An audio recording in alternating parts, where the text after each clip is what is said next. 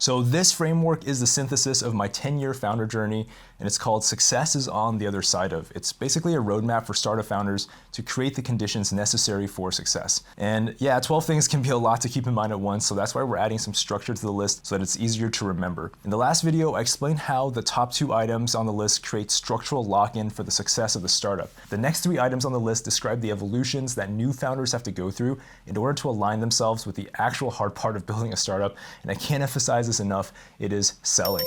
In fact, here are some common examples of what I've seen founders do instead. One founder is designated as the tech guy or the product guy, and another is designated as the sales guy. Or the founders think they're more R&D type, so they focus solely on building the product and instead hire an external VP of sales to sell it. Or the founders start working on a V2 of their product because their MVP got a tepid reaction from the first 3 and only 3 people they talked to. You see yourself in any of this, you get the idea. So what has to be true instead? Well, first, every founder has to fall in love with selling. Like your CTO is listening to recorded sales calls, your COO is designing a recruiting process that looks suspiciously like a sales process, your CPO has personally closed a deal, and your CEO kind of lags operationally because he's so busy selling. Next, every founder understands and practices customer development, the reliable process by which you can search for a repeatable and scalable business model. Yeah, you heard that right. If you want a head start, look up the Startup Owner's Manual by Steve Blank.